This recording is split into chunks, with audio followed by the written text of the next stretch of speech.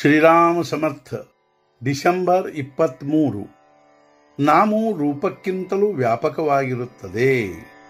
ನಾನು ನಿಮ್ಮನ್ನು ಆನಂದವೆಂದರೆ ಏನೆಂದು ಕೇಳಿದರೆ, ನೀವು ಒಬ್ಬ ಆನಂದದಲ್ಲಿರುವ ಹುಡುಗನ ಕೆಳಗೆ ಬೊಟ್ಟು ಮಾಡಿ ತೋರಿಸಿ, ಇಲ್ಲಿ ಆನಂದವಿದೆ ನೋಡಿರಿ ಎಂದು ಹೇಳುತ್ತೀರಿ. ಇಷ್ಟೇ ಅಲ್ಲದೆ, ಇದರಂತೆ ಆನಂದದಿಂದ ಆಟವಾಡುವ ಬೆಕ್ಕಿನ ಮರಿಗಳು, ಕುಣಿದಾಡುವ ಸಣ್ಣ ಕರುಗಳು, ನಕ್ಕು ನಲಿದಾಡುವ ಸ್ತ್ರೀ ಪುರುಷರು, ಹೂಗಳಿಂದ ತುಂಬಿದ ಬಳ್ಳಿಗಳು, ಇವುಗಳ ಕಡೆಗೆ ಬೊಟ್ಟು ಮಾಡಿ ತೋರಿಸಿ, ಇಲ್ಲಿ ಆನಂದ ಇರುತ್ತದೆ ಎಂದು ನೀವು ಹೇಳುವಿರಿ.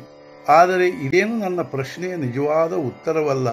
ಆನಂದದಲ್ಲಿರುವ ವಸ್ತುಗಳು ಯಾವುವು ಎಂಬುದು ನನ್ನ ಪ್ರಶ್ನೆ ಇರದೆ, ಆನಂದವನ್ನು ತೋರಿಸಿರಿ ಎಂದು ಕೇಳಿರುತ್ತೇನೆ. ಆನಂದಪೂರ್ಣ ವಸ್ತುಗಳಲ್ಲಿ ಆನಂದವಿರುತ್ತದೆ. ಆದ್ದರಿಂದ ವಸ್ತುವೇನೂ ಆನಂದವಲ್ಲ. ಒಂದು ವೇಳೆ ಸಣ್ಣ ಮಗುವೇ ಆನಂದವಾಗಿದ್ದರೆ, ದೊಡ್ಡ ಸ್ತ್ರೀ ಪುರುಷರು ಹಾಗೂ ಬೆಕ್ಕಿನ ಮರಿಗಳು ಆನಂದಯುಕ್ತರಿರುತ್ತಿರಲಿಲ್ಲ. ಅಂದರೆ ಆನಂದವು ಒಂದೇ ಇರಬೇಕು. ಏಕೆಂದರೆ ಎಲ್ಲ ಕಡೆಗೂ ಪ್ರಾಪ್ತವಾಗುವ ಆನಂದಕ್ಕೆ ನಾವು ಒಂದೇ ಶಬ್ದವನ್ನು ಉಪಯೋಗಿಸುತ್ತೇವೆ. ನಾವು ಯಾವ ಮನುಷ್ಯನನ್ನು ನೋಡುತ್ತೇವೆಯೋ ಅವನು ಬೇರೆಯೇ ಆಗಿರುತ್ತಾನೆ. ಆದರೂ ಎಲ್ಲರನ್ನು ಮನುಷ್ಯರೆಂದೇ ಕರೆಯುತ್ತೇವೆ. ಏಕೆಂದರೆ ಪ್ರತಿಯೊಬ್ಬ ಮನುಷ್ಯನಲ್ಲಿ ಮನುಷ್ಯತ್ವ ಇರುತ್ತದೆ. ಅದು ನಮ್ಮ ಇಂದ್ರಿಯಗಳಿಗೆ ಕಾಣದಿದ್ದರೂ ಮನಸ್ಸಿನಿಂದ ತಿಳಿದುಕೊಳ್ಳಲು ಬರುತ್ತದೆ. ಹಾಗೂ ಅದರ ಅಸ್ತಿತ್ವವನ್ನು ಮನುಷ್ಯ ಎಂಬ ಶಬ್ದದಿಂದ ಹೇಳಲು ಬರುತ್ತದೆ. ಮನುಷ್ಯತ್ವವು ಇದು ಶಬ್ದವಾಗಿರುತ್ತದೆ, ಇದು ಹೆಸರು ಆಗಿರುತ್ತದೆ. ಆದ್ದರಿಂದ ರೂಪಕ್ಕೆ ನಾಮದಿಂದಲೇ ಅಸ್ತಿತ್ವವಿರುತ್ತದೆ.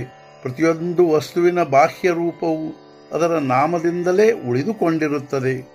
ಆನಂದಪೂರ್ಣ ವಸ್ತುಗಳು ಅನೇಕವಿದ್ದರೂ ಅವುಗಳಲ್ಲಿರುವ ಆನಂದವು ಒಂದೇ ಇರುತ್ತದೆ. ಆದರೆ ಅನೇಕ ರೂಪಗಳು ಬರುತ್ತವೆ ಹಾಗೂ ಹೋಗುತ್ತವೆ. ಆದರೂ ನಾಮವು ಮಾತ್ರ ಶೇಷ ಉಳಿಯುತ್ತದೆ. ಇಂದಿನವರೆಗೆ ಭೂಮಿಯ ಮೇಲೆ ಅಗಣಿತ ಸ್ತ್ರೀ ಪುರುಷರು ಹುಟ್ಟಿ ಬಂದರು, ಬಾಳಿದರು ಹಾಗೂ ಮರಣ ಹೊಂದಿದರು. ಆದರೂ ಮನುಷ್ಯತ್ವವು ಇದ್ದಂತೆ ಹಾಗೆಯೇ ಇರುತ್ತದೆ. ಈ ನಿಯಮವನ್ನು ಎಲ್ಲ ಕಡೆಗೂ ಅನ್ವಯಿಸಿದರೆ ಕಂಡುಬರುವುದೇನೆಂದರೆ, ಉತ್ತಮ ವಸ್ತುಗಳು ಬಂದವು ಹಾಗೂ ಹೋದವು, ಆದರೆ ಉತ್ತಮತೆಯು ಸ್ಥಿರವಾಗಿಯೇ ಇರುತ್ತದೆ. ಸುಂದರ ವಸ್ತುಗಳು ಬಂದವು ಹಾಗೂ ಹೋದವು, ಆದರೆ ಸೌಂದರ್ಯವು ಸ್ಥಿರವಾಗಿಯೇ ಇರುತ್ತದೆ. ಆನಂದಮಯ ವಸ್ತುಗಳು ಬಂದವು ಹಾಗೂ ಹೋದವು, ಆದರೆ ಆನಂದವು ಸ್ಥಿರವಾಗಿಯೇ ಇರುತ್ತದೆ. ಅಗಣಿತ ಜೀವಗಳು ಬಂದವು ಹಾಗೂ ಹೋದವು, ಆದರೆ ಜೀವನವು ಸ್ಥಿರವಾಗಿಯೇ ಇರುತ್ತದೆ. ರೂಪಗಳು ಅನೇಕವಾಗಿದ್ದರೂ ನಾಮವು ಒಂದೇ ಆಗಿರುತ್ತದೆ. ಅಂದರೆ ನಾಮವು ಅನೇಕತೆಯಲ್ಲಿ ಏಕತ್ವದಿಂದ ಇರುತ್ತದೆ. ಇದರ ಅರ್ಥವೇನೆಂದರೆ, ನಾಮವು ರೂಪಕ್ಕಿಂತ ವ್ಯಾಪಕವಾಗಿರುತ್ತದೆ. ರೂಪವು ನಾಮದಿಂದ ಬೇರೆಯಾಗಿರಲು ಶಕ್ಯವಿಲ್ಲ. ನಾಮವು ರೂಪವನ್ನು ವ್ಯಾಪಿಸಿ ಪುನಃ ಶೇಷ ಉಳಿಯುತ್ತದೆ. ನಾಮವು ದೃಶ್ಯದ ಆಚೆಗೆ ಹಾಗೂ ಸೂಕ್ಷ್ಮವಾಗಿರುವುದರಿಂದ ಅದಕ್ಕೆ ಉತ್ಪತ್ತಿ ಹಾಗೂ ವಿನಾಶ, ವೃದ್ಧಿ ಹಾಗೂ ಕ್ಷಯ, ದೇಶಕಾಲ ನಿಮಿತ್ತಗಳ ಮರ್ಯಾದೆ ಮುಂತಾದ ಯಾವುದೇ ವಿಕಾರವಿರುವುದಿಲ್ಲ. ಆದ್ದರಿಂದ ನಾಮವು ಮೊದಲು ಇತ್ತು, ಈಗ ಇರುವುದು ಹಾಗೂ ಮುಂದೆಯೂ ಹಾಗೆಯೇ ಇರುತ್ತದೆ. ನಾಮವು ಸತ್ಸ್ವರೂಪವಾಗಿರುತ್ತದೆ.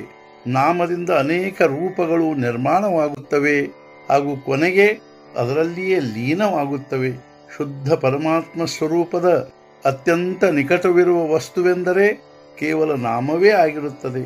ಆದ್ದರಿಂದ ನಾಮ ತೆಗೆದುಕೊಂಡ ಮೇಲೆ ಭಗವಂತನು ನಮ್ಮ ಹತ್ತಿರ ಬಂದಂತೆಯೇ ಆಗಿರುತ್ತದೆ. ಇಂದಿನ ಮುಖ್ಯ ವಿಚಾರ. ನಾನು ಹೇಳಿದ್ದು ಎಲ್ಲರಿಗೂ ತಿಳಿಯುತ್ತದೆ. ಯಾರದು ಎಷ್ಟು ಸಿದ್ಧತೆ ಇರುತ್ತದೆಯೋ ಅವರಿಗೆ ಅಷ್ಟು ತಿಳಿಯುತ್ತದೆ. ಆದರೆ ಅದು ವ್ಯರ್ಥವಾಗುವುದಿಲ್ಲ. ಸದ್ಗುರುನಾಥ ಮಹಾರಾಜ್ ಕಿ ಜೈ. ಜೈ ಜೈ ರಘುವೀರ ಸಮರ್ಥ.